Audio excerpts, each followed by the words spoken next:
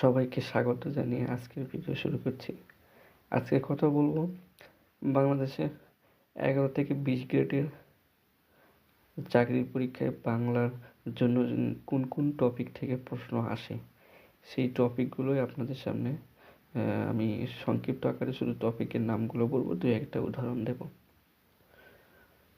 তো প্রথমেই যে টপিকটা থেকে প্রশ্ন আসে, আমি 3 স্টার দিয়েছি, 3 স্টার 2 স্টার এভাবে সাজিয়েছি আপনাদের জন্য।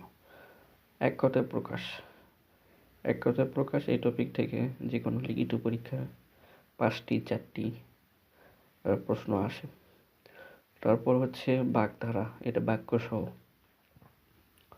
বাক্যসহ মানে বাগধারা একটা শব্দ থাকে, ওটার অর্থ লেখা লাগে এবং অর্থসহ বা একটা বাক্য তৈরি করতে হয়। তারপরে হচ্ছে 3 নম্বর হচ্ছে বানান শুদ্ধিকরণ।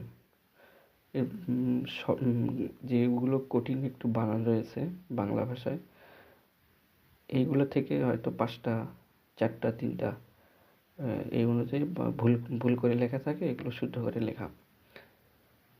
4 নম্বর হচ্ছে সন্ধি বিচ্ছেদ, এটা তো সবাই জানেন। 5 নম্বর হচ্ছে কারক বিভক্তি।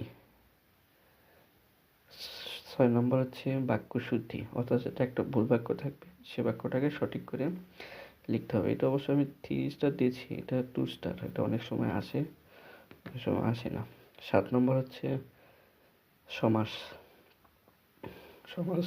ম্যাক্সিমাম চাকরি পরীক্ষায় আসে। সমাস কারক ও বিভক্তি দুইটাই। বিপরীত শব্দ, এটা কখনো আসে কখনো আসে না, তবে বেশি আসার সম্ভাবনা 3 স্টার। আর বাংলা সাহিত্যের থেকে লিখিত পরীক্ষায় কিছু প্রশ্ন হয়, যেমন হচ্ছে 9-10-এর যেসব কবি সাহিত্যিকের গল্প কাব্যগ্রন্থ বা উপন্যাস রয়েছে, এইগুলো থেকে দেখা যায় তাদের ছন্দনাম, তারপর হচ্ছে তাদের কাব্যগ্রন্থগুলির নাম, তাদের জন্ম তারিখ, হচ্ছে তাদের জন্মস্থান, এই সংক্রান্ত প্রশ্ন হয় বাংলা সাহিত্য থেকে। 10 নম্বর হচ্ছে সমর্থক শব্দ, এটা একটু খুব কম আসে।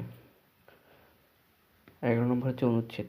আপনাকে যে কোনো একটা বিষয়ে সাম্প্রতিক অথবা যেমন আমরা আগে রচনা পড়তাম 9-10-এ থাকতে, তখন যে কোনো একটা টপিকের ওপর আপনাকে 10টা বা 12টা 15টা লাইন লিখতে হবে, এরকম একটা অনুচ্ছেদ। এটা অনুচ্ছেদে গুরুত্বপূর্ণ কিছু অনুচ্ছেদে লিখেছি আমি।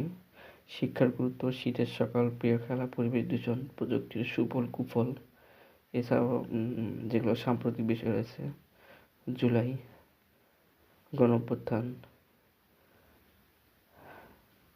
আমি একটা এখানে নমুনা হিসেবে দিয়েছি যে শীতের সকাল যদি কোনো অনুচ্ছেদ থাকে, সেটা কিভাবে 10 লাইন বা 5 লাইন কিভাবে লিখবেন।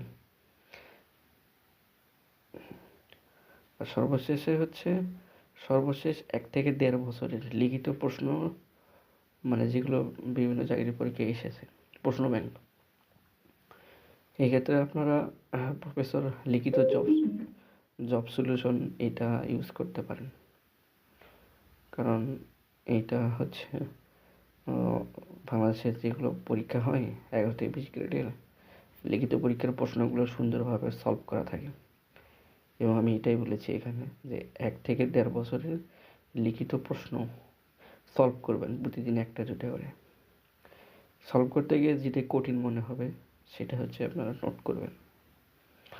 এই নোটগুলো হচ্ছে পরীক্ষার আগের রাতে নোটগুলো দেখবেন, তাছাড়া তো চর্চা থাকবেই। তো এই ছিল আজকের এই ভিডিও। ভালো লাগলে আর কোন কোন বিষয়ে ভিডিও চান অবশ্যই আমাকে জানাবেন কমেন্টে, আমি চেষ্টা করব।